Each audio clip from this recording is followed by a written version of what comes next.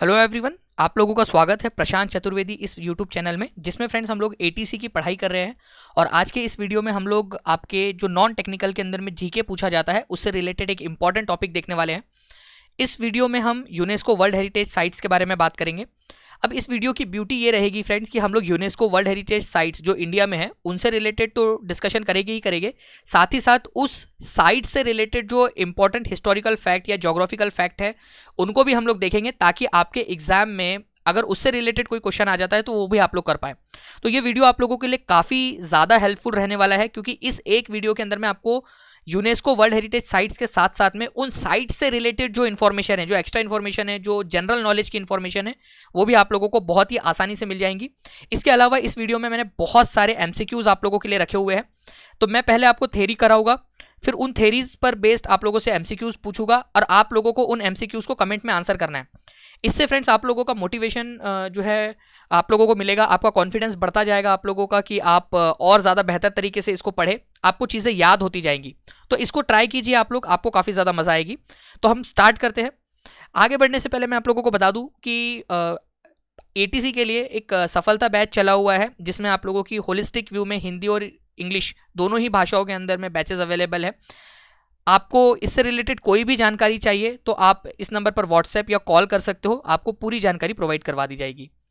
Start करते हैं friends. हम लोग अगर वर्ल्ड हेरिटेज साइट्स की बात करें तो वर्ल्ड हेरिटेज साइट्स ऐसी साइट्स होती है जो इंटरनेशनल लेवल के ऊपर में इंपॉर्टेंस रखती हो, हमारे मानव जाति के लिए इंपॉर्टेंस रखती हो। अगर वह साइट्स को हमने बचाकर नहीं रखा या उनका संरक्षण नहीं किया तो शायद वो ख़राब हो जाएंगी या ख़त्म हो जाएंगी और आने वाली पीढ़ियाँ उनको ना देख पाए, उनका इस्तेमाल ना कर पाए। तो फ्रेंड्स इसी उद्देश्य से, इन साइट्स को बचाने के उद्देश्य से यूनेस्को ने 1972 के अंदर में एक कन्वेंशन किया था, यूनेस्को वर्ल्ड हेरिटेज कन्वेंशन 1972 में। इस कन्वेंशन में यूनेस्को ने यह निर्णय लिया था कि दुनिया भर में जो भी इंपॉर्टेंट वाली जगह है उनको यूनेस्को वर्ल्ड हेरिटेज साइट्स घोषित करके उनको बचाने में कुछ एक्स्ट्रा एफर्ट्स दिए जाए, उनको बचाने के प्रति जागरूकता क्रिएट की जा सके। तो यूनेस्को जो है ये वर्ल्ड हेरिटेज साइट्स घोषित करता है, और जिसको भी वर्ल्ड हेरिटेज साइट घोषित किया जाता है उन जगहों को बचाने के लिए, उनके संरक्षण के लिए कुछ एक्स्ट्रा एफर्ट्स किए जाते हैं। अब यूनेस्को की बात निकली है तो मैं आपको बता दूं, यूनेस्को का फुल फॉर्म है United Nations Educational, Scientific and Cultural Organization. इसका फुल फॉर्म में से कोई एक लेटर आपसे पूछा जा सकता है। बोल सकते हैं यूनेस्को में एस का मतलब क्या है, तो आपको पता होना चाहिए साइंटिफिक है। ई का मतलब क्या है, एजुकेशनल है। तो ऐसे आप लोगों को ये भी एक नंबर के लिए क्वेश्चन आ सकता है। यूनेस्को की स्थापना 1945 में हुई थी और इसका हेडक्वार्टर आप लोगों को फ्रांस में मिलेगा। दोनों ही अपने आप में एक एक नंबर के लिए इंपॉर्टेंट क्वेश्चन है। हो सकता है ये क्वेश्चन आपसे पूछे यूनेस्को की स्थापना कब हुई थी, और आप लोगों से ये भी पूछा जा सकता है इसका हेडक्वार्टर क्या है, कहाँ पर में है। ये हेडक्वार्टर वाला क्वेश्चन कई सारे एग्जाम्स में आ चुका है। चलिए आगे बढ़ते हैं फ्रेंड्स। मैं आपको बता दूं कि जो वर्ल्ड हेरिटेज साइट्स की सूची है कि कौन से जगह को वर्ल्ड हेरिटेज साइट में शामिल करना है, किसको नहीं करना है, इसको डिसाइड करने का जो काम है वो है वर्ल्ड हेरिटेज कमेटी का। तो यूनेस्को वर्ल्ड हेरिटेज कमेटी है, जिसके अंदर में यूनेस्को के जो मेंबर्स है उनमें से किन्हीं 21 देशों को, ठीक है, उसमें शामिल किया जाता है। रोटेशन पे ये होता है, कभी कोई देश इसका हिस्सा बनेगा इस कमेटी का, कभी कोई दूसरा देश बनेगा। तो इस तरीके से फ्रेंड्स ये एक कमेटी होती है, UNESCO world heritage committee. 21 member की कमेटी होती है। यूनेस्को के जो मेंबर देश है उन्हीं में से 21 देशों को चुना जाता है, वो अपने प्रतिनिधि भेजते हैं और वो कमेटी बनाते हैं, वो 21 लोग। ये लोग क्या करते हैं फ्रेंड्स, दुनिया भर की जितनी भी जगह है उनमें से कुछ जगहों को वर्ल्ड हेरिटेज साइट घोषित करते जाते हैं हर साल। जैसे मैं आपको बता दूं कि अभी दुनिया में सबसे ज़्यादा अगर वर्ल्ड हेरिटेज साइट कहीं पर है तो वो है इटली में। अभी टोटल 58 वर्ल्ड हेरिटेज साइट है। तो ये भी क्वेश्चन आ सकता है कि दुनिया में सबसे ज़्यादा वर्ल्ड हेरिटेज साइट, विश्व धरोहर स्थल कहाँ पर में आपको देखने के लिए मिलेंगे, तो ये इटली में मिलेंगे। ठीक है, चलिए अब फ्रेंड्स भारत में कितने वर्ल्ड हेरिटेज साइट है जल्दी से आप लोग बता दीजिए। अभी मैं आपको आगे मैं बताने ही वाला हूँ, लेकिन मेरे बताने के पहले देखते हैं कि कितने लोगों को याद है और कितने लोग कमेंट कर सकते हैं। तो जल्दी जल्दी से एक बार कमेंट कर देंगे जितने भी लोगों को याद है, कितनी वर्ल्ड हेरिटेज साइट है भारत में आज के समय में। अब देखिए फ्रेंड्स, वर्ल्ड हेरिटेज साइट में शामिल होने के लिए जो क्राइटेरिया है वो डिसाइड किया गया था वर्ल्ड हेरिटेज कन्वेंशन 1972 के जरिए। तो मैंने अभी आपको बताया ना कि वर्ल्ड हेरिटेज कन्वेंशन हुआ था 1972 में, और इसी में ये डिसाइड किया गया कि कौन सी जगह है जिनको वर्ल्ड हेरिटेज साइट घोषित किया जा सकता है, किनको नहीं। और एक और चीज़ आपको याद रखना है फ्रेंड, डेज में आप लोगों से पूछ सकते हैं कि वर्ल्ड हेरिटेज डे कब मनाया जाता है, विश्व धरोहर दिवस कब मनाया जाता है? तो ये 18 अप्रैल को मनाया जाता है। ये भी अपने आप में एक इंपॉर्टेंट क्वेश्चन है, एग्जाम में पूछा जा सकता है 1 नंबर के लिए आप लोगों से। तो प्लीज इसको भी याद रखिए आप लोग कि वर्ल्ड हेरिटेज डे आपका 18 अप्रैल को मनाया जाता है। इंपॉर्टेंट वाला पॉइंट है आपका। मैंने आप लोगों से अभी पूछा था कि इंडिया में कितनी वर्ल्ड हेरिटेज साइट है। आई होप आप लोगों में से जितने भी लोग हैं जिनको पता था उन लोगों ने टाइप कर दिया होगा कमेंट में। इससे आप लोगों की रिवीजन ही होती है फ्रेंड। जितना ज़्यादा आप रिवाइज करोगे उतना लंबे समय तक आपको याद रहती है, क्योंकि कई सारे लोगों की शिकायत होती है उनको याद नहीं रहती चीज़ें। अभी पढ़ लिया 2 साल बाद, 3 साल बाद, या 3 महीने 4 महीने बाद भूल गए। वो इसीलिए होता है क्योंकि वो रिवाइज नहीं करते उन चीज़ों को, एक्टिविटीज़ नहीं करते हैं, उनके साथ प्ले नहीं करते हैं। ठीक है, तो फ्रेंड्स 40 वर्ल्ड हेरिटेज साइट है एट प्रेजेंट भारत के अंदर में आज के दिन, जिसमें से 32 कल्चरल साइट्स है। ठीक है, सांस्कृतिक महत्व है उनका किसी न किसी तरह से। 7 नेचुरल है, प्राकृतिक तौर पर बनी हुई है, और एक ऐसी है जो कल्चरल और नेचुरल दोनों है। ठीक है, कांचनजंगा, उसका कल्चरल महत्व भी है सिक्किम के लोगों के बीच में, और वो नेचुरल भी है। कांचनजंगा आपको पता ही है, कांचनजंगा पर्वत भी है आपका सिक्किम के अंदर में, तो वो नेचुरल भी है आप लोगों का। तो कल्चरल और नेचुरल दोनों होने के कारण उसको मिक्स्ड की कैटेगरी में रखा गया है। तो एक आपकी मिक्स्ड है, तो 32 + 7 + 1 टोटल 40 साइट्स हो गई है।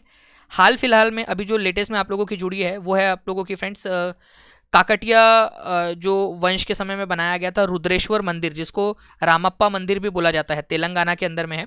तो ये रुद्रेश्वर मंदिर आपका एक था, और उसके बाद में गुजरात में धोलावीरा नाम की जगह है, हड़प्पा सभ्यता के समय का एक शहर धोलावीरा गुजरात में है, ये याद रखना है। इसको भी यूनेस्को वर्ल्ड हेरिटेज साइट के अंदर में शामिल किया गया है। तो इन दोनों को मिलाकर अब हमारे देश के अंदर में टोटल 40 वर्ल्ड हेरिटेज साइट हो चुकी है, टोटल 40, ये याद रखना है आप लोगों ने। तो इंपॉर्टेंट है। धोलावीरा कहाँ पर में, क्योंकि अभी कुछ समय पहले ही ये न्यूज़ में था, है ना, अराउंड 1-1.25 साल पहले। इसी वजह से आप लोगों से ये पूछा जा सकता है धोलावीरा कहाँ पर में है। तो धोलावीरा एक इंडस वैली सिविलाइजेशन, जिसको आप हड़प्पा सिविलाइजेशन भी बोलते हो, उसके समय काल का एक शहर है, जो कि गुजरात में आज के गुजरात में आप लोगों को मिलेगा। ठीक है, नाउ फ्रेंड्स अब हम लोग जो 40 इंपॉर्टेंट वर्ल्ड हेरिटेज साइट्स हैं उनकी एक लिस्ट देख लेते हैं। तो मैं आप लोगों को पूरी की पूरी लिस्ट भी बताता हूँ यहाँ पर मैं, लेकिन उससे पहले कुछ एक इंपॉर्टेंट पॉइंट है वो देख लेते हैं, और उसके बाद में कुछ क्वेश्चन, फिर उसके बाद में लिस्ट देखें। तो देखिए हमारे भारत के अंदर में केवल एक ही आप लोगों की साइट है फ्रेंड्स जिसको मिक्स्ड की कैटेगरी में रखा गया है, वो है कांचनजंगा आप लोगों की। तो कांचनजंगा जो है, कांचनजंगा ये सिक्किम में मिलेगा आपको, कांचनजंगा नेशनल पार्क। ये एक नेचुरल साइट भी है और एक कल्चरल भी इसका इंपॉर्टेंस है।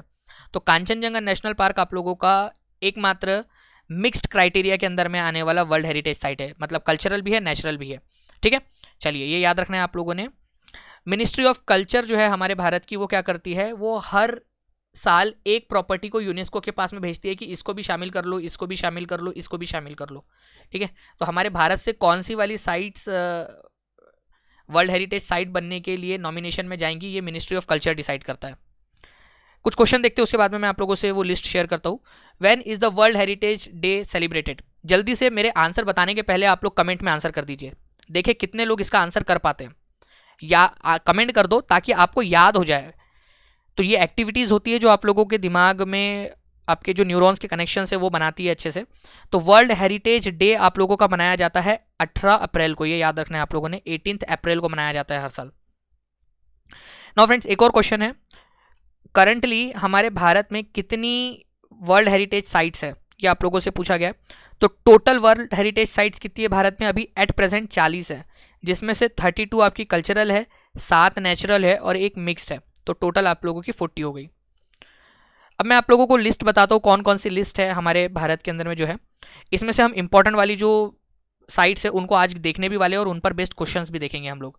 देखिए मैं अगर आप लोगों को बताऊँ फ्रेंड्स, तो सबसे पहले हमारे भारत के अंदर में 1983 के अंदर में कुछ साइट्स को शामिल किया गया था। आगरा का किला है, अजंता केव्स है आप लोगों की, महाराष्ट्र में मिलेंगी आप लोगों को, अहमदाबाद औरंगाबाद ज़िले के अंदर में। ठीक है, तो महाराष्ट्र के औरंगाबाद में अजंता और एल्लोरा दोनों ही केव्स आप लोगों को मिलेंगी। तो ये याद रखना है आप लोगों ने, इंपॉर्टेंट है, पूछ सकते हैं आप लोगों से कि अजंता एल्लोरा केव्स कहाँ पर में है, महाराष्ट्र के औरंगाबाद में, औरंगाबाद के अंदर में। ठीक है, उसके बाद में ताजमहल। ये पूरी लिस्ट आप लोगों को जो पेड कोर्स के अंदर में आप लोगों को PDF शेयर की जाती है ना आप लोगों के साथ में, उसमें आप लोगों को मिल जाएंगी, वहाँ पर में आप लोग इसको रिवाइज कर सकते हो, देख सकते हो आप लोग फ्रेंड्स। महाबलीपुरम के जो मॉन्यूमेंट्स है, सन टेम्पल कोणार्क का, गोवा के चर्चेस, फतेहपुर सिकरी शहर आगरा के पास में है। उसके बाद में हम्पी के मॉन्यूमेंट्स, खजुराहो के टेम्पल्स, एलिफेंटा केव्स मुंबई के पास में एलिफेंटा आइलैंड्स है, वहाँ पर में बना हुआ है ये। उसके बाद में the great living Chola temples, Pattadakal monuments Karnataka के अंदर में है, सांची स्तूपा, हुमायूं का मकबरा, कुतुब मीनार। उसके बाद में फ्रेंड्स कुछ रेलवेज़ है जैसे कि माउंटेन रेलवेज़ हमारे भारत के, दार्जिलिंग हिमालयन रेलवे, उसके बाद में नीलगिरी माउंटेन रेलवे और कलका शिमला रेलवे। ये जो 3 रेलवे है ना, इनको ग्रुप कर दिया गया है, मतलब कि एक ही साथ इनको गिनते हैं हम लोग, माउंटेन रेलवेज ऑफ इंडिया के नाम से। ठीक है, तो दार्जिलिंग, नीलगिरी और कालका शिमला, ये जो 3 हमारी रेलवेज़ है, अलग अलग रेलवे अलग अलग कोनों में है। एक हिमाचल प्रदेश में है, एक सिक्किम में है आप लोगों की, ठीक है, दार्जिलिंग वाली, और एक तमिलनाडु के अंदर में है। तो ये तीनों को एक ही कैटेगरी में रखा गया है, एक ही साथ रखा गया है 17वें नंबर पे, माउंटेन रेलवेज ऑफ इंडिया। उसके बाद में महाबोधि टेम्पल कॉम्प्लेक्स, बोध गया बिहार के अंदर में, जहाँ पर में गौतम बुद्ध को, आपको पता है कि उनको ज्ञान प्राप्त हुआ था।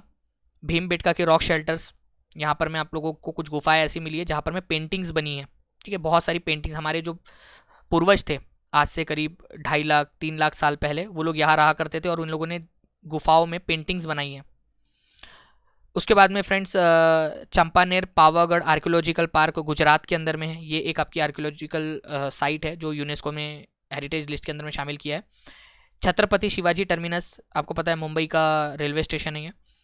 Red fort complex, Lal Qila Delhi का, किसने बनवाया था लाल किला, बता सकता है कोई? दिल्ली का लाल किला किसने बनवाया था? कमेंट कर दो, जल्दी से बता दो। जंतर मंतर है फ्रेंड्स, आपको पता है कि सवाई राजा जो जय सिंह 2 है, उन्होंने इसका निर्माण करवाया था 5 अलग अलग जगह पे। तो कहाँ कहाँ पर में है जंतर मंतर, ये भी क्वेश्चन आ सकता है आप लोगों से। तो 5 जगहों पे है जंतर मंतर। तो अगर आपको पता है तो 5 जगहों के नाम जल्दी जल्दी से लिख दीजिए कमेंट बॉक्स में। उसके बाद में फ्रेंड्स राजस्थान के फोर्ट्स, रानी की वाव गुजरात में है पाटन में, नालंदा यूनिवर्सिटी। उसके बाद आप लोगों का लेक ओबरसियर के जो आर्कियोलॉजिकल वर्क है, ठीक है, आर्किटेक्चरल वर्क है पूरे दुनिया भर में, उनमें से एक चंडीगढ़ भी है आपका, चंडीगढ़ शहर इन्होंने ही डिज़ाइन किया था, तो वो। अहमदाबाद सिटी। उसके बाद आप लोगों का Victorian Gothic and arc, Mumbai के अंदर में बहुत सारे आर्किटेक्चरल चीज़ें हैं, उनको शामिल किया गया है इसके अंदर में। जयपुर सिटी है, काकटिया रुद्रेश्वरा टेम्पल है और धोलावीरा, ये है आप लोगों की। इसके अलावा आप लोग देख सकते हो नेचुरल साइट्स, इसकी भी पूरी की पूरी लिस्ट आप लोगों को मिल जाएगी फ्रेंड्स। और कांचनजंगा आप लोगों का क्या है, ये एक मिक्स्ड साइट है। पूरी लिस्ट, जितनी भी लिस्ट है आप लोगों की, पूरी की पूरी लिस्ट आपको पीडीएफ के अंदर में मिल जाएगी, जो पेड कोर्स में आप लोगों के साथ में पीडीएफ शेयर किया जाता है उसमें। एक एक करके हम लोग यहाँ पर में बात करते हैं अलग अलग इंपॉर्टेंट वाले जगहों के बारे में। सबसे पहले बात करेंगे हम अजंता की। तो देखिए फ्रेंड्स, अजंता जो है ये आप लोगों को वाघोरा रिवर है उसके किनारे पर मिलेगा। वाघोरा रिवर औरंगाबाद में बहती है, महाराष्ट्र के अंदर में। उसके किनारे के ऊपर में आपको टोटल 29 केव्स मिलेंगी। एक्चुअल में वो 30 है, लेकिन वो एक इनकम्प्लीट है तो उसको केव में नहीं गिना जाता है, तो टोटल 29 ही है। जो गवर्नमेंट वेबसाइट्स है उनके ऊपर में भी 29 ही लिखा हुआ है, तो आपको 29 ही मानना है। तो 29 केव्स है अजंता में, जिसमें से 25 का इस्तेमाल विहार के रूप में, मतलब रहने के लिए किया जाता था, और 4 जो है चित्य या चैत्य इसको बोलते हैं, जिसका मतलब प्रेयर के लिए इनका इस्तेमाल किया जाता था बुद्धिस्ट लोगों के द्वारा। तो ये जो पूरी 29 केव्स है अजंता में मिली हुई, ये कौन से रिलीजन से रिलेटेड है, ये अक्सर एग्जाम में क्वेश्चन आता है। तो ये बौद्ध रिलीजन से रिलेटेड है, ये आप लोगों को याद रखना है, बौद्ध रिलीजन से। ठीक है, इसकी खोज जो है वो अचानक से जॉन स्मिथ के द्वारा हो गई थी। जॉन स्मिथ एक बार शिकार खेलने के लिए गए थे उस जगह पे, पूरा जंगल हुआ करता था उस समय में, वहाँ पर में गए थे तो उनको ये गुफाएं मिली थी वहाँ। फिर वहाँ पर में जब स्टडी की गई तो पता चला कि ये तो बहुत ज़्यादा पुरानी गुफाएं हैं, और फिर उनको अंदर में जाकर देखा गया, वहाँ पर में जो कुछ चीज़ें लिखी हुई थी उनको पढ़ा गया, तो फिर हमने अंदाज़ा लगाया कि ये कब बनी थी, क्या बनी थी। इनकी स्टडी करने के बाद में हम लोगों को पता चलता है फ्रेंड्स कि इसको 2 अलग अलग फेजेस में बनाया गया होगा। एक तो है आप लोगों का सातवाहन राजाओं के समय में, आज से करीब बनाया गया है इनको 2200 साल पहले, 2200 से 2000 साल पहले पहला फेज़ इसका, और आज से करीब 1600 साल पहले इसका दूसरा फेज़ बनाया गया था वाकाटाका डायनेस्टी के समय में। वाकाटाका डायनेस्टी के एक राजा है जिनका नाम है हरिसेन। इनका एक चित्र भी आपको अजंता केव के अंदर में देखने के लिए मिलेगा। इससे पता चलता है कि वाकाटाका डायनेस्टी के जो राजा थे हरिसेन, उन्होंने अजंता की गुफाओं का जो दूसरा फेज़ है उसको बनवाने में काफ़ी ज़्यादा मदद की थी, और आर्थिक सहायता और मैन पावर उपलब्ध करवाया था। इसके अलावा मैंने अभी आपको बताया कि अजंता केव्स कौन से वाले रिलीजन से रिलेटेड है, पूरा जितनी भी 29 गुफाएं हमको मिली है वो पूरी की पूरी बौद्ध धर्म से रिलेटेड है। इसी वजह से फ्रेंड्स अजंता की गुफाओं के अंदर में आपको जातक कथाओं का उल्लेख मिल जाता है। जो जातक टेल्स है ना, पता है ना आपको, गौतम बुद्ध के पुराने जन्मों की जो कहानियां हैं उनको जातक टेल्स या जातक कथाएं कहा जाता है। तो जातक कथाओं को पेंटिंग के रूप में यहाँ पर में उभारा गया है।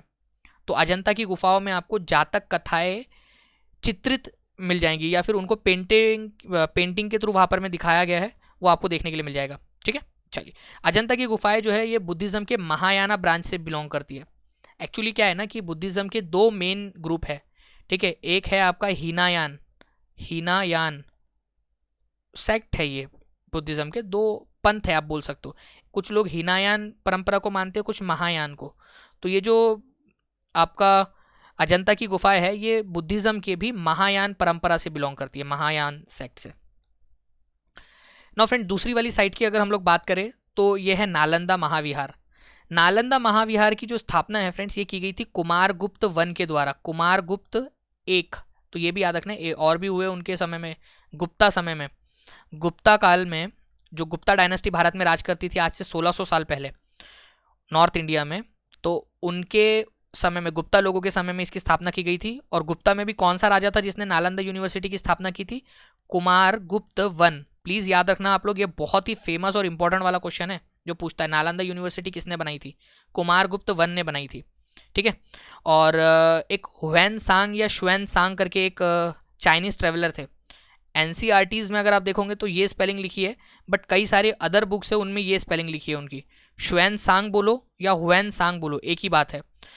जब वो भारत आए थे तो उन्होंने नालंदा यूनिवर्सिटी के अंदर में पढ़ाई की थी, वहाँ उन्होंने पढ़ाया भी है। तो नालंदा यूनिवर्सिटी का उल्लेख हुएन सांग या शुएन सांग ने अपनी बुक, उनकी एक बुक थी, ये भी बता देता हूँ मैं आपको। हुएन सांग या शुएन सांग की एक बुक थी, सी यू की, ठीक है, सी यू की नाम की एक बुक लिखी थी उन्होंने। उसके अंदर में उन्होंने नालंदा का बहुत अच्छे से उल्लेख किया है। इससे हमको नालंदा यूनिवर्सिटी कैसी रही होंगी उस समय उसके बारे में जानकारी मिलती है। तो कुमारगुप्त एक ने इसका निर्माण करवाया था, गुप्ता वंश के राजा थे। इसको तोड़ा किसने था? बख्तियार खिलजी ने। ठीक है, बख्तियार खिलजी करके एक तुर्क जनरल था मोहम्मद घोरी और कुतुबुद्दीन ऐबक के समय में। उन्होंने क्या किया था, इन्होंने यहाँ पर में हमला किया था और नालंदा यूनिवर्सिटी को आग लगा दी थी। ठीक है, एक और यूनिवर्सिटी थी उस समय में वहाँ पर में, धर्मशील। ठीक है, तो धर्मशिला जो यूनिवर्सिटी थी आप लोगों की, उसको भी इन्होंने क्या किया था, उसको भी आग लगा दी थी उन्होंने। ये भी याद रख सकते हो आप लोग।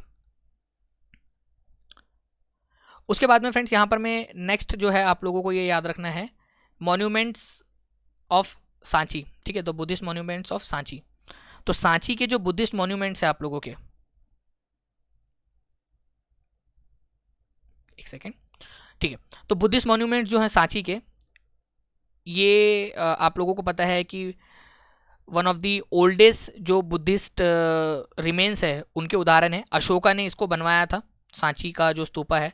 ठीक है, अशोका ने, तो ये यहाँ पर मैं आप लोग याद रख सकते हो, अशोका ने इसको बनवाया था। तो इसको भी फ्रेंड्स हमारे भारत की तरफ से वर्ल्ड हेरिटेज साइट की सूची में शामिल किया गया है। अब आप लोग इसको हमारे 200 रुपये का जो नोट है उस पर भी आप लोग देख सकते हो। ये इस तरीके से 200 रुपये के नोट के ऊपर में सांची का स्तूपा दिखाया जाता है। तो ये भी आपसे पूछ सकते हैं कि 200 रुपये के नोट पर किसको चित्रित किया गया है। तो 200 रुपये का जो नोट है उसमें सांची स्तूपा को ही दिखाया गया है। कुछ क्वेश्चंस है आप लोगों के। What do the painting of Ajanta depict? Ajanta की गुफाओं के ऊपर में कौन सी वाली पेंटिंग्स को दिखाया गया है, बताइए यहाँ पर में।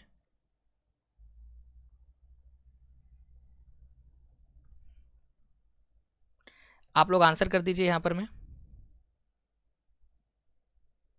जी, तो आंसर क्या हो जाएगा फ्रेंड्स? यहाँ पर में आप लोगों का आंसर हो जाएगा यहाँ पर में जातक कथा है। जातक कथाओं को यहाँ पर में दर्शाया गया है अजंता की गुफाओं पर। निम्नलिखित में से किस स्थान पर अजंता की गुफाएं स्थित है? कहाँ पर में अजंता की गुफाएं आपको मिलेंगी? बेंगलुरु, दिल्ली, औरंगाबाद, लखनऊ में। तो ये आपको औरंगाबाद में मिलेंगी। औरंगाबाद में, औरंगाबाद कहाँ पर में? महाराष्ट्र के अंदर में। ये याद रखना है आप लोगों ने, इंपॉर्टेंट है, पूछ सकते हैं आप लोगों से। नालंदा महाविहार की स्थापना किसने की थी? तो नालंदा महाविहार या नालंदा यूनिवर्सिटी की जो स्थापना है फ्रेंड्स ये की थी कुमारगुप्त वन ने। कुमारगुप्त वन, गुप्ता वंश के शासक थे ये, गुप्ता वंश के। अच्छा, गुप्ता वंश को फ्रेंड्स भारत का जो है वो गोल्डन एज भी बोला जाता है, golden age of ancient India. Ancient India जो प्राचीन भारत है उस हमारा, उसके उसके अंदर में आप लोग देखिए कि cultural development, educational development, science में आप लोगों का, आर्ट्स के अंदर में, म्यूज़िक के अंदर में बहुत सारे जो है डेवलपमेंट हुए थे। तो इतने सारे डेवलपमेंट एक ही साथ एक ही समय काल के अंदर में हुए हैं गुप्ता वंश में, इसी वजह से इसको गोल्डन एज भी बोला जाता है एंशियंट इंडिया का, या क्लासिकल एज भी बोलते हैं उसको, क्लासिकल या गोल्डन एज बोला जाता है एंशियंट इंडिया का, गुप्ता समय काल को। और उसी के एक राजा थे कुमारगुप्त, जिन्होंने नालंदा यूनिवर्सिटी की स्थापना की थी। नालंदा यूनिवर्सिटी को तोड़ा किसने था? तो नालंदा यूनिवर्सिटी जो है फ्रेंड्स, इसको तोड़ा था बख्तियार खिलजी ने, ठीक है। 1193 के अंदर में, एक सेकेंड पेन में दिक्कत आ रही है यहाँ पर, तो 1193 के अंदर में उन्होंने क्या किया था, इसको तोड़ा था, ये याद रखना है आप लोगों ने, बख्तियार खिलजी ने। याद रहेगा आप लोगों को ये चीज़, ठीक है। इसके अलावा अगर आप लोगों से पूछे कि नालंदा यूनिवर्सिटी बनाई किसने थी, तो नालंदा यूनिवर्सिटी जो है फ्रेंड्स, ये बनाई थी आपके कुमारगुप्त एक ने। लेकिन नालंदा यूनिवर्सिटी की रिपेयरिंग किसने करवाई थी, अगर ये क्वेश्चन आ जाए आप लोगों से, क्योंकि एक बार उसकी रिपेयरिंग भी हुई थी, ओके। तो नालंदा यूनिवर्सिटी की जो रिपेयरिंग है वो कराई थी धर्मपाल ने, ये याद रखना है। पाल वंश के एक राजा थे, ठीक है, धर्मपाल करके एक राजा हुए थे पाल वंश के। उन्होंने क्या किया था, उन्होंने नालंदा यूनिवर्सिटी को रिपेयर करवाया था। तो आप लोगों का ये भी पूछा जा सकता है कि नालंदा यूनिवर्सिटी की रिनोवेशन किसने करवाया था, तो नालंदा यूनिवर्सिटी का रिनोवेशन या रिपेयरिंग जो है वो धर्मपाल ने करवाई थी। उन्होंने एक यूनिवर्सिटी बनाई थी फ्रेंड्स बिहार के अंदर में ही, जिसका नाम था विक्रमशिला यूनिवर्सिटी, ठीक है। तो विक्रमशिला यूनिवर्सिटी किसने बनाई थी, तो धर्मपाल ने बनाई थी। नालंदा का रिपेयरिंग किसने करवाई, तो धर्मपाल ने बनवाई। धर्मपाल ने इसको बिल्ड करवाया था, ठीक है, इसको बिल्ड करवाया था और इसको रिपेयर करवाया था, ठीक है, इसको रिपेयर करवाया था। तो ये भी आप लोगों को याद रखना है, ठीक है, दोनों ही चीज़ें। Sanchi stupa is build by emperor, Sanchi stupa किसने बनवाया था, तो सांची का जो स्तूपा है वो अशोका ने बनवाया था, ये याद रखना है आप लोगों ने, इंपॉर्टेंट है, पूछा जा सकता है आप लोगों से। उसके बाद में सांची का स्तूपा जो है वो कौन से वाले करेंसी के नोट के ऊपर में आपको देखने के लिए मिलेगा, टाइप कर दो आप सभी लोग जल्दी से कमेंट बॉक्स में अपना आंसर। सांची का स्तूपा आप लोगों को देखने के लिए मिलेगा, ठीक है, 200 रुपये के नोट पर। नेक्स्ट पॉइंट की तरफ में आगे बढ़ते हैं फ्रेंड्स। नेक्स्ट है आप लोगों का एलिफेंटा की गुफाएं। देखिए एलिफेंटा की जो गुफाएं है ये आपको मिलेंगी मुंबई के पास में, जो मुंबई है ना उसके पास में एक आइलैंड है, एलिफेंटा आइलैंड उसको बोला जाता है, और इसी आइलैंड को आप ग्रहपुरी आइलैंड भी बोलते हो, ठीक है। तो एलिफेंटा केव्स या ग्रहपुरी केव्स इसी वजह से इनका नाम है, तो एलिफेंटा केव्स को ही ग्रहपुरी केव्स भी बोलते हैं आप लोग। यहाँ आपको 7 गुफाएं मिलेगी, 7 गुफाएं अरेबियन सी के अंदर में। और ये जो गुफाएं थी ये किसने बनवाई थी, ये गुफाएं बनवाई थी फ्रेंड्स राष्ट्रकूट राजाओं ने। दक्षिण भारत के अंदर में राष्ट्रकूट राजा हुआ करते थे, महाराष्ट्र और कर्नाटक के इलाके में राज करते थे वो लोग, इस इलाके में। तो उन्होंने क्या किया था, उन्होंने ये गुफाएं बनवाई थी, एलिफेंटा की गुफाएं। तो ग्रहपुरी की गुफाएं या एलिफेंटा की गुफाएं आप लोगों को मुंबई के पास में मिलेंगी। तो एलिफेंटा की गुफाएं कौन से वाले राज्य में, ऐसा भी क्वेश्चन आ सकता है, तो महाराष्ट्र में, ये याद रखना है आपने। इसी को ग्रहपुरी की गुफाएं भी बोला जाता है। ये हिंदू धर्म को समर्पित है और लॉर्ड शिवा के कई सारे स्टैचूज और मूर्तियाँ आप लोगों को यहाँ पर में देखने के लिए मिल जाएगी। नाउ फ्रेंड नेक्स्ट है आप लोगों का एल्लोरा की गुफाएं। आप लोगों ने भी थोड़ी देर पहले अजंता की गुफाओं के बारे में पढ़ा है, तो वैसे ही फ्रेंड्स एल्लोरा की भी आप लोगों की गुफाएं हैं, लेकिन एल्लोरा की गुफाएं अजंता की गुफाओं से थोड़ी सी अलग है। जहाँ अजंता की सारी 29 गुफाएं कौन से धर्म से रिलेटेड है, जल्दी बताओ आप लोग, कमेंट आ जाना चाहिए आप लोगों का। अजंता की गुफाएं कौन से धर्म से रिलेटेड है, कमेंट कीजिए जल्दी जल्दी से सभी लोग। वही एल्लोरा की जो गुफाएं है फ्रेंड्स, ये अलग अलग 3 धर्मों से रिलेटेड है। 17 गुफाएं जो है ये हिंदू धर्म से रिलेटेड है, 5 गुफाएं जैन धर्म से और 12 गुफाएं बुद्धिस्ट रिलीजन से रिलेटेड है, ठीक है, ये याद रखना है आप लोगों ने। राष्ट्रकूट डायनेस्टी जो है इनके समय में हिंदू और बुद्धिस्ट मंदिर बनाए गए होंगे, और जो यादव डायनेस्टी थी मध्य भारत के अंदर में शासन करती थी ये, उनके समय में जैन मंदिर बनाए गए हैं। तो एलोरा के हिंदू और बुद्धिस्ट मंदिर राष्ट्रकूट के समय में बनाए गए और यादव डायनेस्टी ने जैन मंदिर बनाए थे। एल्लोरा के अंदर में ही एक गुफा नंबर 16 है आप लोगों की। ये गुफा नंबर 16 जो है ये आपका जो कैलाश मंदिर है उसको नाम दिया गया, ये है कैलाश मंदिर। एक पत्थर था पूरा का पूरा पहाड़, उसको ऊपर से नीचे की तरफ में काट काट के ये मंदिर का निर्माण किया गया। और इसको जब हमने काउंटिंग में ऐसे नंबर्स रखे एल्लोरा के, तो उसको गुफा नंबर 16 हमने नाम दिया है। ये जो कैलाश टेम्पल है एल्लोरा का, इसका निर्माण किसने किया था, ये क्वेश्चन आता है आप लोगों से। तो राष्ट्रकूट राजा थे कृष्णा वन, कई सारे एग्जाम में ये क्वेश्चन आ चुका है। तो कृष्णा एक ने इसका निर्माण किया था, राष्ट्रकूट राजा कृष्णा वन ने। कुछ क्वेश्चन देखते हैं यहाँ पर मैं। आपको बताना है एलिफेंटा की जो गुफाएं है वो किसको संबंधित है, किससे संबंधित है, कौन से राजवंश ने एलिफेंटा की गुफाएं, जिसको ग्रहपुरी की गुफाएं भी आप लोग बोलते हो। तो एलिफेंटा की जो गुफाएं है फ्रेंड्स, ये राष्ट्रकूट राजाओं से संबंधित है, इन्होंने इसका निर्माण करवाया था। एलिफेंटा की गुफाएं आप लोगों को महाराष्ट्र में मुंबई के पास में मिलेंगी। यूनेस्को वर्ल्ड हेरिटेज साइट के अंदर में एलिफेंटा आइलैंड जो है वो कौन से राज्य के अंदर में है? जल्दी से कमेंट करके आंसर बताओ आप। एलिफेंटा आइलैंड आप लोगों को कौन से वाले राज्य में मिलेगा? सभी लोगों को कमेंट करके इसका आंसर बताना है। एलिफेंटा आइलैंड्स कौन से राज्य में है? एग्जाम में पूछा गया क्वेश्चन है वो। Which rulers build the Ellora temples? Ellora की जो गुफाएं है वो कौन से वाले राजाओं से संबंधित है? कौन से राजाओं ने एल्लोरा की गुफाएं बनाई थी? एल्लोरा की जो टेम्पल्स है वो बनवाए थे। तो देखिए फ्रेंड्स, एल्लोरा के अंदर में वैसे तो आपको बुद्धिस्ट, ठीक है, हिंदू और जैन तीनों ही गुफाएं मिल जाएंगी, लेकिन हिंदू और बौद्ध जो गुफाएं है या मंदिर है वो किसने बनवाई थी? राष्ट्रकूटों ने बनवाई थी। ओके, और जो जैन है वो यादव वंश के राजाओं ने बनाई थी, यादव वंश के। तो इन ऑप्शंस के हिसाब से आप लोगों का जो आंसर है वो हो जाएगा friends option number C, Rashtrakuta. ठीक है। एलिफेंटा आइलैंड जो है वो मुंबई के पास में है। आपको बताना है कि इसको और किस नाम से जाना जाता है। तो एलिफेंटा आइलैंड को आप लोग ग्रहपुरी के नाम से भी जानते हो फ्रेंड्स, तो प्लीज़ इसको भी याद रख सकते हो आप लोग, इंपॉर्टेंट है, ग्रहपुरी के नाम से भी इसको जाना जाता है। Who build the Kailash temple of Ellora? Important mark करना इस क्वेश्चन को। एल्लोरा के अंदर में जो कैलाश टेम्पल है, ठीक है, एल्लोरा में 16 नंबर की गुफा नाम दिया है उस मंदिर को हमने, कैलाश टेम्पल को, एल्लोरा की। तो ये बनवाया था कृष्णा एक ने। तो कृष्णा एक राष्ट्रकूट राजा थे, राष्ट्रकूट वंश के, उन्होंने इसका निर्माण करवाया था। तो आंसर आपका ऑप्शन नंबर डी हो जाएगा। आगे बढ़ते हैं हम लोग यहाँ पर। नेक्स्ट है हमारा ग्रेट लिविंग चोला टेम्पल्स। मैं आप लोगों को इंपॉर्टेंट वाली यूनेस्को साइट्स बता रहा हूँ, तो उन्हीं में है ग्रेट लिविंग चोला टेम्पल्स। देखिए, एक समय ऐसा था जब दक्षिण भारत में, साउथ इंडिया के अंदर में चोला वंश का शासन था, ये इस इलाके के अंदर में। धीरे धीरे उन्होंने अपना शासन और भी बढ़ाया था। राजा राजा वन ने इसको स्टार्ट किया था, इसको बड़ा करना, और राजेंद्र चोला वन जो था उसने बहुत बड़ा राज्य कर लिया था। बट मेन इलाका उनका ये वाला था, ठीक है, ये इतना इलाका जो आज का तमिलनाडु, आंध्र प्रदेश का जो इलाका पड़ता है वो। तो फ्रेंड्स, चोला लोगों के समय में कई सारे मंदिर बनाए गए हैं, जिसमें से 3 मंदिर का एक ग्रुप बना दिया है। एक मंदिर है आपका बृहदेश्वर मंदिर थंजावुर का, एक है आप लोगों का बृहदेश्वर मंदिर गंगईकोंड चोलपुरम का, ठीक है, और तीसरा वाला मंदिर है ऐरावतेश्वरा मंदिर दारासुरम के अंदर में।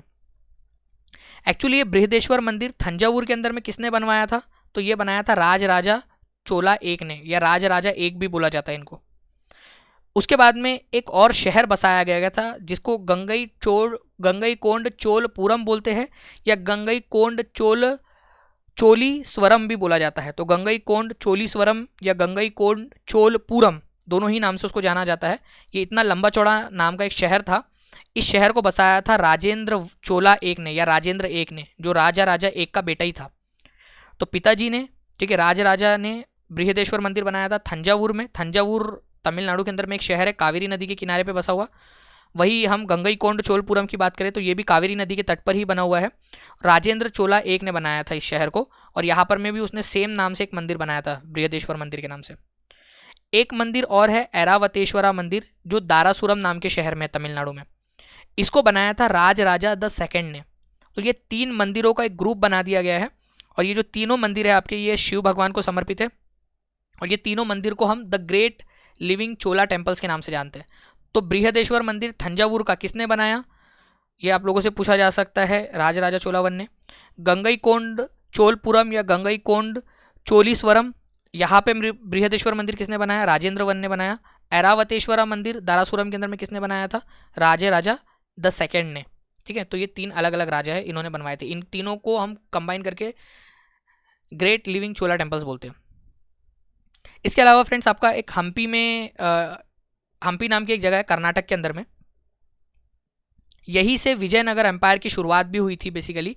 तो विजयनगर एम्पायर के समय में, ठीक है, विजयनगर एम्पायर के समय में यहाँ पर कई सारे मॉन्यूमेंट्स बनाए गए हैं। ठीक है, आप यहाँ देख भी सकते हो इन पिक्चर्स के अंदर में कई सारी चीज़ें बनाई गई थी। तो ये जो हम्पी नाम की जगह है आप लोगों की, ये कृष्ण तुंगभद्रा बेसिन में मिलेंगी आपको।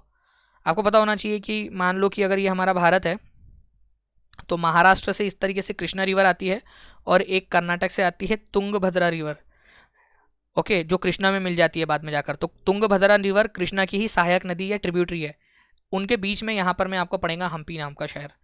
यहाँ पर मैं फ्रेंड्स हरिहर और बुक्का राया, ये दो भाई थे हरिहर और बुक्का, जिसने विजयनगर एम्पायर की भी स्थापना की थी। तो विजयनगर एम्पायर के संस्थापक या फाउंडर कौन थे? तो हरिहर और बुक्का। ये भी एक नंबर के लिए क्वेश्चन बन सकता है। विजयनगर एम्पायर के शासक या संस्थापक हरिहर और बुक्का। इन्होंने कई सारी चीज़ें यहाँ पर मैं बनवाई थी फ्रेंड्स, जैसे कि फॉर एग्जांपल आपको पता हो कि विट्ठल टेम्पल है स्टोन चैरियट का, ये इस तरीके से आप देख रहे हो यहाँ पर में चैरियट के ऊपर में, रथ के ऊपर में बनाया गया है विट्ठल टेम्पल। इसको हमारे भारत के 50 रुपये के नोट पर भी दिखाया गया है। ठीक है, तो हम्पी का स्टोन चैरियट कितने रुपए के नोट पर जो है प्रिंट किया गया है? तो 50 रुपये के नोट पर प्रिंट किया गया है, ये याद रखना है। अभी हमने थोड़ी देर पहले देखा था कि 200 रुपये के नोट पर क्या प्रिंटेड है, जल्दी बताओ। थोड़ी देर पहले हमने देखा है इसको, इसीलिए आपसे सवाल पूछ रहा हूँ। जल्दी बताओ कमेंट करके कि 200 रुपये के नोट पर क्या है। अगर नहीं याद आ रहा है तो जाओ वापस से पीछे वीडियो में वापस से देखो और फिर कमेंट करो, ताकि आपको याद हो जाए। ठीक है। अच्छा, एक चीज़ मैं आप लोगों को और बताना चाहूँगा यहाँ पर मैं, कि एक मंदिर भी है यहाँ, विरूपाक्षा टेम्पल। वैसे मैं आपको बता दूं, भारत में दो मेन विरूपाक्षा टेम्पल है। एक हम्पी में है, ठीक है, जो 15वीं शताब्दी में बनाया गया था। और एक विरूपाक्षा टेम्पल जो है आप लोगों को पत्तड़कल के अंदर में भी मिलेगा। कर्नाटक में एक जगह है पत्तड़कल। ओके, तो पत्तड़कल के अंदर में भी एक विरूपाक्षा टेम्पल है, जिसको हम आगे में देखने वाले हैं। तो विरूपाक्षा टेम्पल एक हम्पी में है और एक विरूपाक्षा टेम्पल पत्तड़कल में भी है। उसके बारे में भी हम आगे में देखेंगे। तो प्लीज़ कंफ्यूज नहीं होना है आप लोगों ने कि दो दो जगह कैसे है, कभी यहाँ दिखता है कभी वहाँ। दो विरूपाक्षा टेम्पल है, एक हम्पी में और एक पट्टड़कल के अंदर में। तो दोनों के बारे में हम बात करेंगे। पहले कुछ क्वेश्चन देखते हैं। आई थिंक यहाँ पर मैं एक पॉइंट आप लोगों को मैं एक्स्ट्रा एक क्वेश्चन के थ्रू बताना चाहता हूँ। Who founded the city of Fatehpur Sikri? Fatehpur Sikri नाम का शहर किसने बसाया था? क्योंकि इसको भी यूनेस्को में शामिल किया गया है, तो मैं क्वेश्चन की मदद से आपको समझाना चाहता हूँ। ये फतेहपुर सिकरी नाम का शहर जो है ये अकबर ने बसाया था, ये याद रखना है आपने, अकबर ने। फतेहपुर सिकरी, फतेहपुर सिकरी कहाँ पर में मिलेगा आपको? ये आगरा के पास में जगह है एक, आगरा के पास में एक जगह है फतेहपुर सिकरी नाम की। फतेहपुर सिकरी के अंदर में जो है शेख सलीम चिश्ती की दरगाह है। शेख सलीम चिश्ती, एक्चुअली अकबर को बेबी नहीं हो रहा था, तो अकबर बड़ा परेशान था। उन्होंने शेख सलीम चिश्ती की दरगाह पर जाकर दुआ मांगी थी कि मुझे बेबी हो जाए। तो उनको बेबी हुआ कुछ समय के बाद में, तो उन्होंने क्या किया, फतेहपुर सिकरी के अंदर में ही अपनी एक अलग शहर बसा दिया था पूरा का पूरा, और वहीं पर कई सारा समय उन्होंने बिताया। इवन कई समय तक तो मुगलों की राजधानी के रूप में काम किया फतेहपुर सिकरी ने। एक दरवाज़ा है बुलंद दरवाज़ा, अगर आप लोगों ने नाम सुना हो कभी, बुलंद दरवाज़ा, बहुत बड़ा सा दरवाज़ा है, एक डोर है बुलंद दरवाज़ा, वो भी फतेहपुर सिकरी में ही है। अकबर ने जब गुजरात में जीत हासिल की थी, गुजरात में, ओके, गुजरात में 1573 में, तो गुजरात जीतने के बाद उसने फतेहपुर सिकरी में बुलंद दरवाज़ा बनवाना स्टार्ट किया था, उसी की याद में। चलिए, अच्छा इसका आंसर कीजिए। Which of the following temples were build by Raja Chola एक? देखो, अभी हम लोगों ने थोड़ी देर पहले जो है बात की थी कि किस तरह से आपका जो ग्रेट लिविंग चोला टेम्पल्स है उसमें 3 टेम्पल है आपके, और तीनों अलग अलग राजाओं ने बनाए हैं। तो थंजावुर के अंदर में जो बृहदेश्वरा टेम्पल है आपका, ये बनाया था राजा चोला एक ने। राजा 1 नाम दे देते हम इसको, ठीक है। ऐरावतेश्वर के अंदर में जो टेम्पल है उसको राजा 2 ने बनाया था, राजा 2 ने, ठीक है। एक है बृहदेश्वरा टेम्पल आपका गंगई कोंड चोलसपुरम के अंदर में, या गंगई कोंड पुरम, आप लोग इसको नाम से जानते हो। तो गंगई कोंड चोलपुरम के अंदर में किसने बनवाया था बृहदेश्वरा टेम्पल? ये राजेंद्र वन ने बनाया था, राजेंद्र वन ने, ठीक है। और मीनाक्षी टेम्पल मदुरई के अंदर में है, ये एक अलग टेम्पल है फ्रेंड्स आपका, ठीक है। ये चोला टेम्पल्स के कैटेगरी के अंदर में नहीं आता है। तो मीनाक्षी टेम्पल कहाँ पर में? ये मदुरई के अंदर में। तो ये 3 टेम्पल्स में से राजा ने कौन सा बनाया था? राजा 1 ने, ये बृहदेश्वर मंदिर था आपका। विरूपाक्षा टेम्पल कहाँ में लोकेटेड है इन जगहों में से? तो भद्रचलम, चिदम्बरम, हम्पी, श्रीरंगम। देखिए, विरूपाक्षा टेम्पल जो है हमारे भारत में 2 जगह पे है, एक है हम्पी में और एक आपको पत्तड़कल के अंदर में मिलेगा, पत्तड़कल में, ठीक है। दोनों ही कर्नाटक में है, पत्तड़कल, हम्पी। तो हम इन ऑप्शंस के हिसाब से आप लोगों का आंसर हो जाएगा हम्पी, क्योंकि पत्तड़कल तो दिया ही नहीं है, ठीक है। तो हम्पी पत्तड़कल 2 जगह पे विरूपाक्षा टेम्पल, तो यहाँ इस क्वेश्चन के हिसाब से आंसर आपका हम्पी हो जाएगा। जो हम्पी के मॉन्यूमेंट्स है वो किसके समय में बनाए गए थे? हम्पी जो विजयनगर एम्पायर के समय में एक इंपॉर्टेंट शहर था, तो हम्पी जो है इसमें मॉन्यूमेंट्स बनाए गए थे हरिहर और बुक्का के समय में। हरिहर और बुक्का जो है ये विजयनगर एम्पायर के फाउंडर्स है, तो विजयनगर एम्पायर इन्हीं के समय में बनाया गया था। और हरिहर जो है ये विजयनगर एम्पायर के पहले राजा बने थे और उसके बाद में बना था उनका भाई बुक्का। ये दोनों भाई थे, हरिहर और बुक्का। आपको बताना है कि कौन सी करेंसी है जिसके ऊपर में हम्पी का चित्र बना हुआ है। बताइए जल्दी से, हम्पी का चित्र कौन से वाले नोट पर बना है? तो हम्पी का चित्र जो है ये 50 रुपये के नोट पे बना है। और 200 रुपये का जो नोट है, अभी मैंने आप लोगों से पूछा था कि इस पर कौन सा नोट बना है, तो इसके ऊपर में सांची स्तूपा बना है। तो ये भी आप लोग याद रख सकते थे। तो आंसर आप लोगों को ऑप्शन नंबर बी हो जाएगा। ठीक है। नो फ्रेंड्स, महाबलीपुरम के कुछ मॉन्यूमेंट्स हम लोग देखते हैं। महाबलीपुरम के जो मॉन्यूमेंट्स है आप लोगों के, महाबलीपुरम जो शहर है फ्रेंड्स, इसको बनाया गया था एक पल्लव राजा के द्वारा। ये शहर की स्थापना किसने की थी? महाबलीपुरम। तो एक पल्लव राजा थे जिनका नाम था नरसिंह वर्मन एक। उन्होंने ये शहर बसाया था और इस शहर के अंदर में उन्होंने रथ टेम्पल्स बनाए थे। ठीक है, रथ टेम्पल, जो 5 पांडव है और जो द्रौपदी है उनको समर्पित है ये रथ टेम्पल। तो रथ टेम्पल, महाबलीपुरम के रथ टेम्पल किसने बनवाए, या महाबलीपुरम शहर की स्थापना किसने की? तो नरसिंह वर्मन एक ने की थी। पल्लव राजा थे नरसिंह वर्मन एक। फिर उनके बाद में नरसिंह वर्मन एक के बाद में 2 राजा छोड़कर एक और नरसिंह वर्मन हुआ था, उसको हम नरसिंह वर्मन 2 बोलते हैं। उन्होंने क्या किया, इसी शहर में तट, क्योंकि ये तटवर्ती इलाका है आपका, समुद्र के तट पर बसा हुआ है ये महाबलीपुरम, तो उसी के तट पर कुछ मंदिर बनवाए थे जिनको शोर टेम्पल या तटीय मंदिर बोला जाता है। तटीय मंदिर, तो हिंदी में भी आप लोग याद रख सकते हो कि तटीय मंदिर, तट मंदिर या तटीय मंदिर नरसिंह वर्मन 2 ने बनवाया था। तो महाबलीपुरम में रथ टेम्पल, ठीक है, और महाबलीपुरम शहर की स्थापना नरसिंह वर्मन 1 ने, और शोर टेम्पल या तटीय मंदिर नरसिंह वर्मन 2 ने। तो दोनों अलग अलग राजा थे, याद रखना है आपने। शोर टेम्पल, नरसिंह वर्मन 2 जो थे उन्होंने एक और मंदिर बनाया था फ्रेंड्स, कांची के अंदर में कैलाश नाथ मंदिर। देखो, एक कैलाश नाथ मंदिर आपने एलोरा में भी देखा हुआ है, वो अलग है। कांची के अंदर में कैलाश नाथ मंदिर है एक, कांची के अंदर में कैलाश नाथ मंदिर, कैलाश नाथ टेम्पल कांची का, ये किसने बनवाया था? अगर ये क्वेश्चन आ जाए तो नरसिंह वर्मन 2 ही होगा इसका आंसर भी। कांची जो है वो पल्लव राजाओं की राजधानी हुआ करती थी, कैपिटल। नाउ फ्रेंड्स, अभी मैं आप लोगों को थोड़ी देर पहले पत्तड़कल के बारे में बता रहा था। तो पत्तड़कल जो है ये एक इंपॉर्टेंट शहर था चालुक्यों के समय में। चालुक्य राजा जब राज करते थे दक्षिण भारत में, उनके समय में ये चालुक्य राज करते थे राष्ट्रकूट लोगों के पहले। मैंने अभी थोड़ी देर पहले राष्ट्रकूटों के बारे में आपको बताया था। तो राष्ट्रकूट जो थे ये आपके वह थे जिन्होंने एल्लोरा के अंदर में कैलाश टेम्पल बनाया था, एलिफेंटा केव्स। राष्ट्रकूटों की स्थापना दांती दुर्ग नाम का एक राजा था उसने की थी। उनसे पहले जो राजा थे वहाँ उस इलाके में वो थे चालुक्य। इन्होंने क्या किया था फ्रेंड्स, कई सारे मंदिर बनाए हैं पत्तड़कल में और कई सारी इमारतें बनाई हैं। इन्हीं को ग्रुप ऑफ मॉन्यूमेंट्स एट पत्तड़कल भी बोला जाता है। ये आपके यूनेस्को वर्ल्ड हेरिटेज साइट के अंदर में शामिल है। पत्तड़कल के पूरी जगह है आप लोगों की। अब मैं आपको बता दूं, ये जो पत्तड़कल है आप लोगों का, यहाँ पर में कई सारे मंदिर है। उनमें से एक फेमस मंदिर है आपका Virupaksha temple.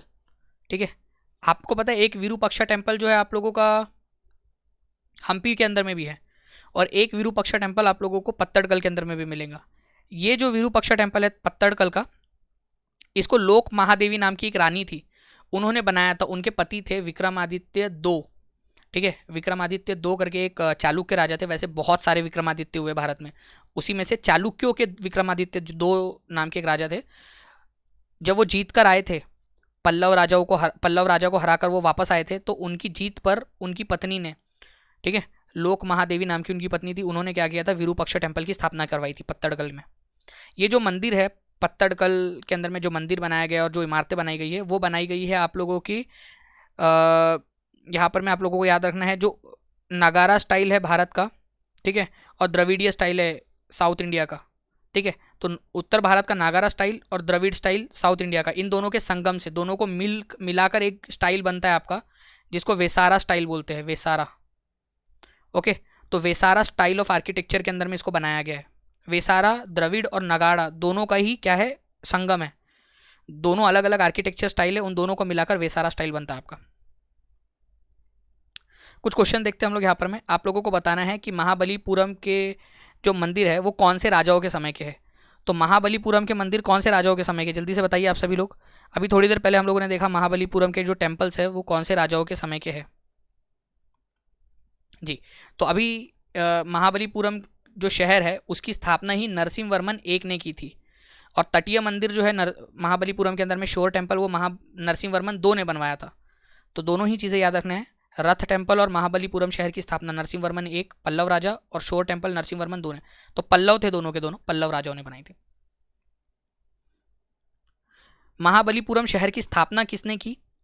Who establish the city Mahabalipuram? ये क्वेश्चन का आंसर आप लोग मेरे को कमेंट करके बताइए जल्दी से, इंपॉर्टेंट क्वेश्चन है, पूछ सकते एग्जाम में। सभी को आंसर करना है। महाबलीपुरम शहर किसने बसाया था? महेंद्र वर्मन 1 ने, नरसिंह वर्मन 1 ने, नंदी वर्मन 2 ने, नरसिंह वर्मन 2 ने, किसने बनाया था? थोड़ी देर पहले ही बताया आपको मैंने। महाबलीपुरम के अंदर में शोर टेम्पल है, आपके तटीय मंदिर है या समुद्र तट पर बने हुए मंदिर, ये किसने बनाए थे? शोर टेम्पल्स। तो महाबलीपुरम शहर के अंदर में शोर टेम्पल का जो निर्माण है ये नरसिंह वर्मन 2 ने किया था। देखो नरसिंह वर्मन 1 जो था उसने महाबलीपुरम शहर की स्थापना की, इवन रथ टेम्पल भी उसी ने बनाए थे, रथ मंदिर नरसिंह वर्मन 1 ने। लेकिन 2 जो था नरसिंह वर्मन 2 उसने शोर टेम्पल तटीय मंदिर बनवाए थे। विरूपाक्षा मंदिर जो है पत्तड़कल के अंदर में, उसको किसने बनवाया था? विरूपाक्षा मंदिर पत्तड़कल वाला। तो पत्तड़कल के अंदर में जो विरूपाक्षा मंदिर है ये बनाया था लोक महादेवी ने अपने पति के जीत की खुशी में, ठीक है। चालुक्य एक क्वीन थी, ये चालुक्यन क्वीन लोक महादेवी, उन्होंने बनवाया था इसको। तो फ्रेंड्स इस तरह से हम लोगों ने आज का लेक्चर देखा है, हम लोग आगे में भी इसको कंटिन्यू करेंगे। आई होप आप लोगों ने ये सारे जो क्वेश्चंस मैंने आपसे पूछे उसके आंसर्स आपने कमेंट में किए होंगे। वापस से आप लोग इस वीडियो को पूरा देखिए एक बार फिर से, और फिर से इन सारे क्वेश्चंस को अटेम्प्ट कीजिए, अपने आप से अटेम्प्ट कीजिए। मतलब उन क्वेश्चंस को देखिए और आंसर कमेंट में लिखते जाइए, इससे आपका रिवीजन होगा और आप ही को सारी चीज़ें याद हो जाएंगी। अगर आप लोग बैच के बारे में कोई जानकारी हासिल करना चाहते हो तो आप इन नंबर्स पर कॉल कर सकते हो, आपकी पूरी मदद की जाएगी। जो भी जानकारी आपको चाहिए वो आप लोगों को मिल जाएगी, ठीक है।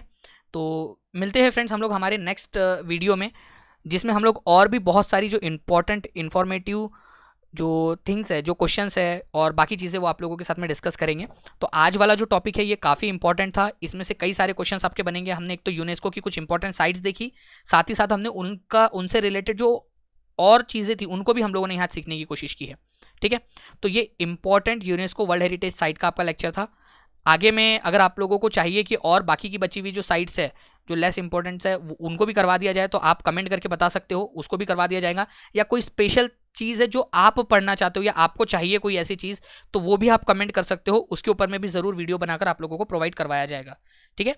चलिए बाकी हम लोग मिलते हैं हमारे किसी और नेक्स्ट वीडियो में, तब तक के लिए thank you very much friends, take care and bye, God bless you all, thank you very much.